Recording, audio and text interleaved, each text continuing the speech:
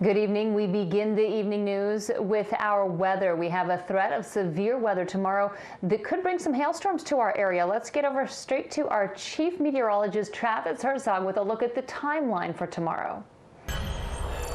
We are monitoring the sky carefully the next few days for a few opportunities for severe weather. Now, it does look like there's a very small chance this evening, mainly northwest of Houston, that we'll get some big rumblers popping up, but they should fizzle out on their way towards the I-45 corridor. And we're just talking about another very balmy night with temperatures well above the averages, which are in the 50s. Instead of the 50s, we will be in the 70s. But there is a growing chance that we will get some severe thunderstorms Thursday afternoon, Thursday evening. These colors indicate various risk levels, and when you get to that orange shade between Houston and San Antonio, that's going to be the highest risk level, the zone where there's the most likelihood that we get some severe hailstorms to erupt in the afternoon and evening hours. There's the potential here that there will be some hail larger than golf balls in this zone, and the possibility of some damaging wind gusts up to 60 miles per hour. The reason for this, a front coming in from the north at the heat of the day, while a jet stream disturbance comes in from the west. Those combine with that hot, unstable air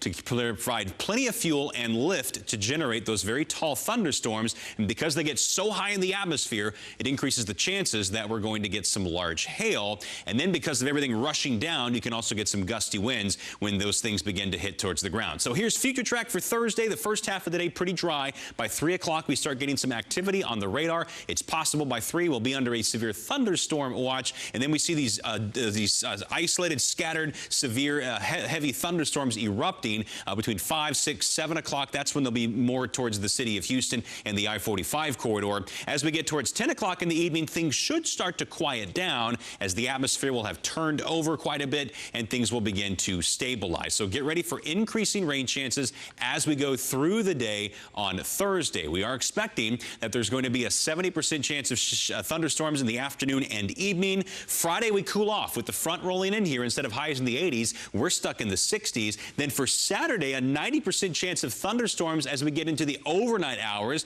It'll be a lower chance during the day, but it does look like we're going to see those storms lingering into Easter morning. Then by Easter afternoon, things start to dry out. And the wind turns out of the north on Monday, drawing down some colder air all the way from Canada. So we're going to clear that sky out next week. Some really nice weather days with afternoon temperatures in the 60s and 70s and a few mornings with lows down into the upper 40s. But for Thursday, keep a close eye on the sky along with us. Make sure you have the ABC13 Houston News app with those alerts turned on, and we'll let you know when things begin to develop.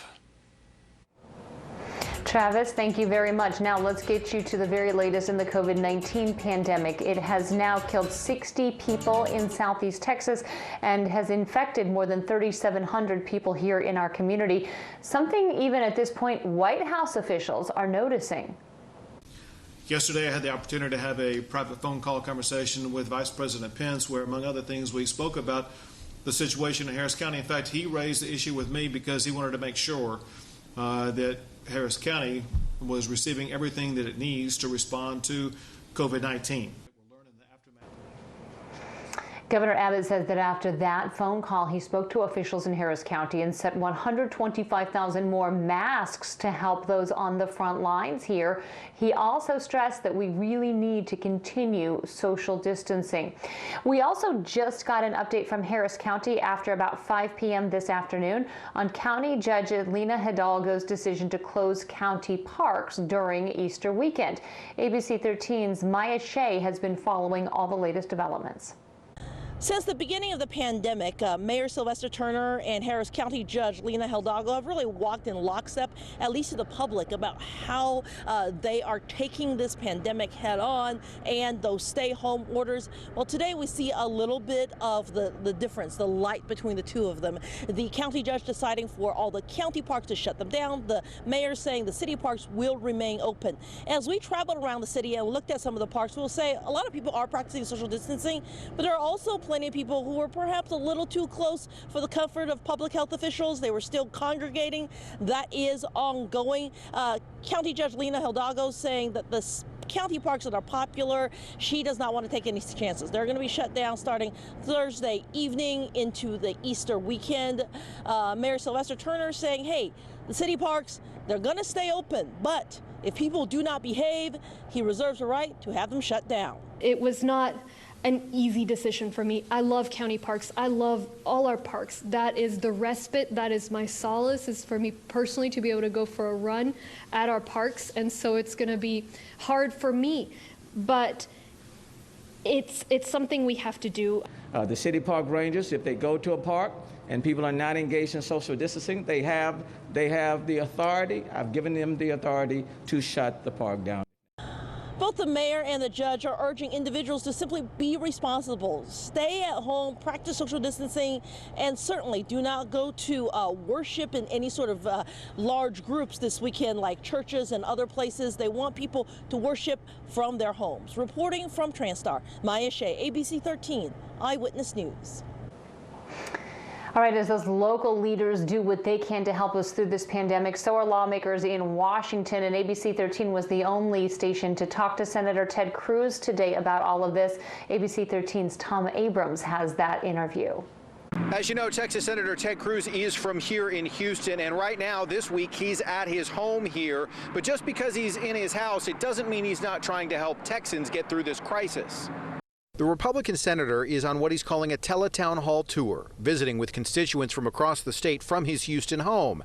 He knows the economic disaster is as big or bigger a concern for most Texans than the virus.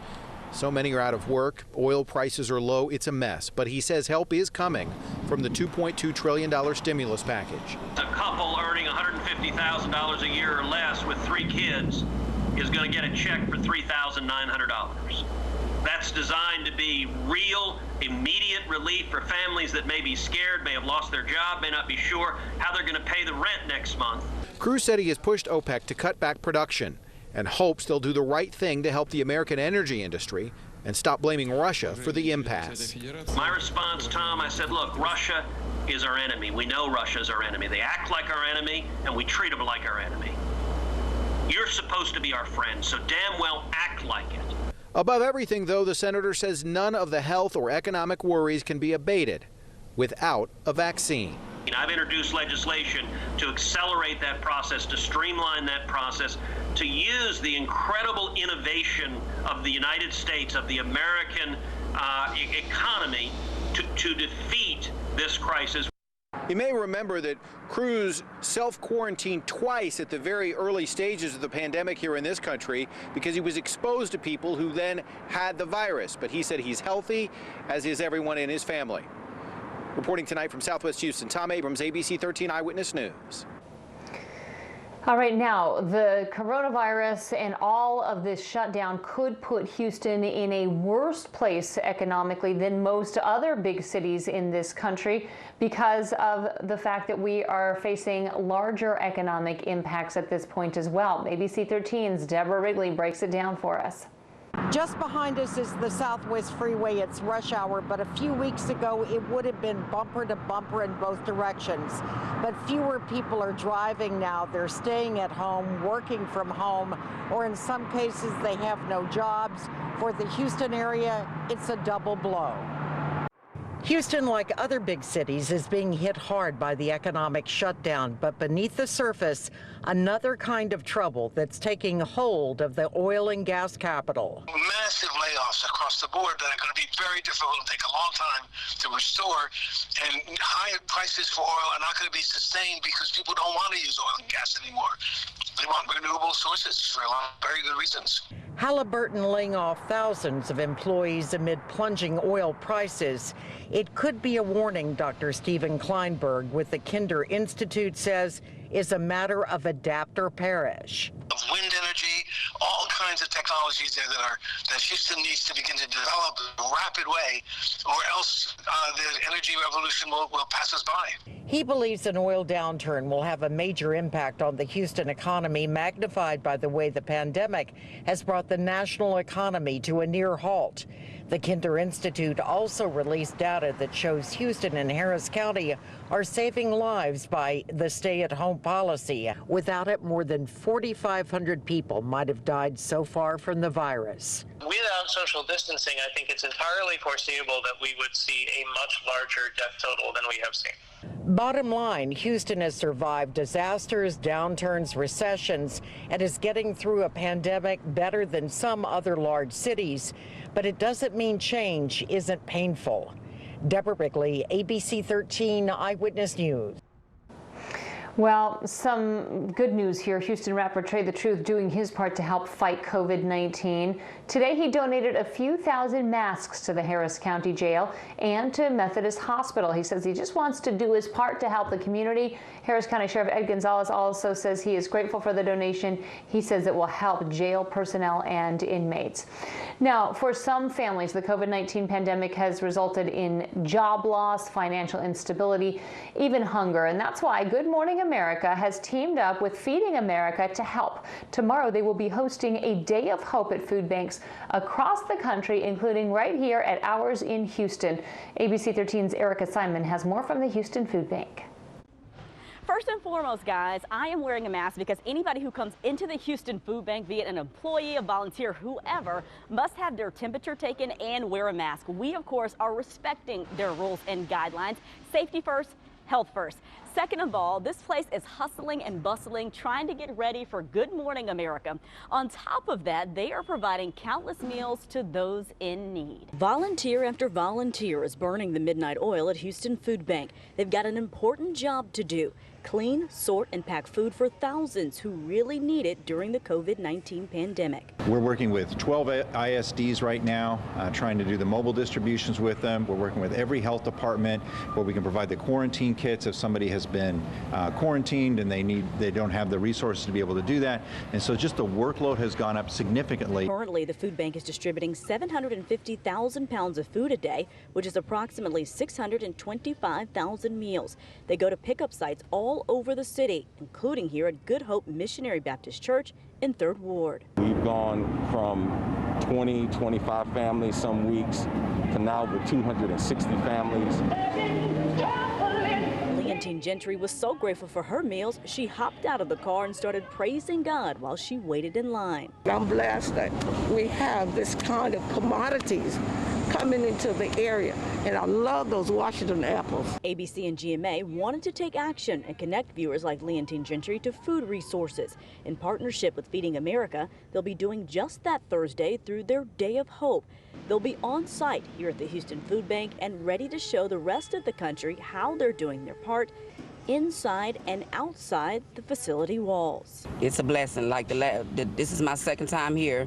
The first time I was just passing down the street and I seen them and I just got in line, and that day was an actual blessing because I had actually ran out.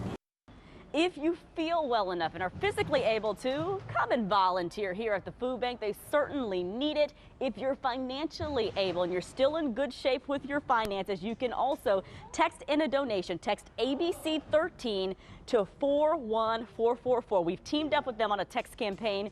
You can put in the amount that you want to donate. $1 equals 3 meals. The more you donate, the more people get fed. Reporting in Northeast Houston, Erica Simon, ABC 13 Eyewitness News. Wonderful mission that they are on, and I think we all need that hope right now. Erica, thank you very much. And that's going to do it for the evening news. Thanks for joining us. Have a great evening, and we'll see you on ABC 13 at 10 o'clock.